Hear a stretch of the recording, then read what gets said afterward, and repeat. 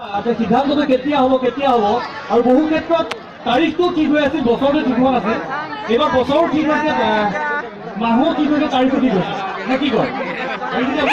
বছৰ সদায় মোৰ ভাল আৰু মেলেং ভাল, মানে চেলেং ভাল থাকিলেই মই ভাল।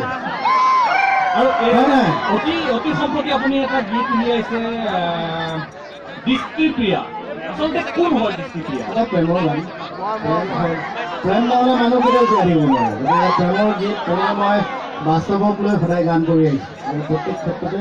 গতিকে এইটো এটা প্ৰেমৰ গান, ধুনীয়া গান, সকলোৱে ডেকা ল'ৰাবিলাকৰ এটা আৱেগৰ গান, প্ৰেয়সী আৰু এটা ল'ৰা ভাল পোৱাৰ গান। আৰু কিবা এটা আছে নেকি? আমি ধুনু ধাৰাকে কেনেকৈ শুনিছোঁ। একো নাই, মানুহৰ জীৱন আৰু এই সুনীলৰ কাৰণে এটা জোৰকৈ হাত চাপৰি হ'ব লাগে।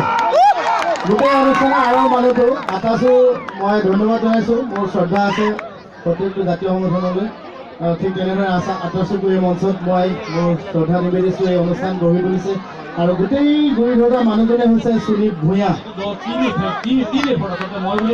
নাই, আমি প্ৰথম আজি বহুত বছৰ আগতে আমি প্ৰতিদিন টাইমৰ আমি গোটেই পৰিয়ালৰ নিচিনাকৈ আমি প্ৰথম মানে বাহিৰলৈ কেমেৰা মই কৈ দিছোঁ আচলতে আজিৰ যিটো পৰম্পৰা অসমৰ ইলেক্ট্ৰনিক মাধ্যমত চলি আছে, যে উৰুকাৰ যিটো অনুষ্ঠান সেইটো গুৱাহাটীৰ বাহিৰত কৰা, সেই গোটেই প্ৰক্ৰিয়াটোৰ প্ৰথম যিজনে চিন্তা কৰিছিলে সেই মানুহজন আছিল কৃষ্ণমণি চেতিয়া। আজিৰ পৰা 4 বছৰ পূৰ্বে কোন প্ৰথমবাৰৰ বাবে নাহৰকটীয়াৰ চাচনিত প্ৰথমবাৰৰ বাবে অসমৰ টেলিভিছন ইতিহাসত প্ৰথমবাৰৰ বাবে এনে এটা বৃহৎ অনুষ্ঠান, আগতে ইয়াৰ পূৰ্বৰ অনুষ্ঠানসমূহ আমি গুৱাহাটীত আয়োজন কৰোঁ, কিন্তু কৃষ্ণমণি চেতিয়াই প্ৰথমবাৰৰ বাবে নাহৰকটীয়াৰ চাচনিলৈ লৈ